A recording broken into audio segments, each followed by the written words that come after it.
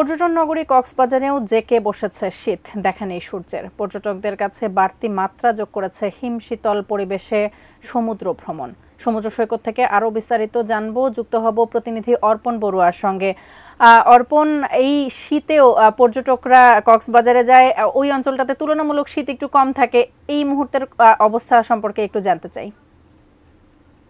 অর্পণ, সমুদ্র সৈকতে আমরা রয়েছে, এখানে কিন্তু সকাল থেকে আমরা সূর্যের দেখা এখনো পাইনি, যদিও শৈত্যপ্রবাহ এখন নেই কক্সবাজারে। আমরা আবহাওয়া অফিসের সাথে কথা বলেছি, আবহাওয়া অফিস বলেছেন আমাদেরকে আজকের দিনে এই মুহূর্তে 17 ডিগ্রি সেলসিয়াস তাপমাত্রা কক্সবাজারে রয়েছে। হিমশীতল পরিবেশ এবং ঠান্ডা ঠান্ডা এই পরিবেশের মধ্যে আগত পর্যটকরা কিন্তু এখানে আনন্দ উদযাপনের ক্ষেত্রে কোনো ধরনের ব্যাগ পেতে হচ্ছে না, পিছপা হচ্ছেন না। তারা ঠিকই সমুদ্র স্নান করছেন, এই ঠান্ডা পানির মধ্যেও তারা দাপিয়ে বেড়াচ্ছেন এবং ঝাপাঝাপি করছেন, আমরা দেখতে পাচ্ছি।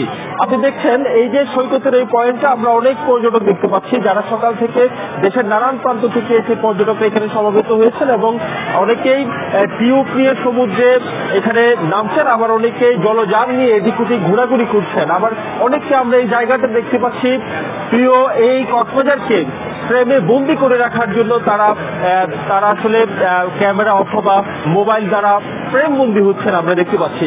কক্সবাজার সমুদ্র সৈকতের বিভিন্ন জায়গায় এই চিত্র, তবে কক্সবাজার সমুদ্র সৈকত ছাড়া আশপাশের যে দর্শনীয় স্থান সেখানেও কিন্তু পর্যটকরা ঘুরে বেড়াচ্ছেন এই হিমশীতল পরিবেশে।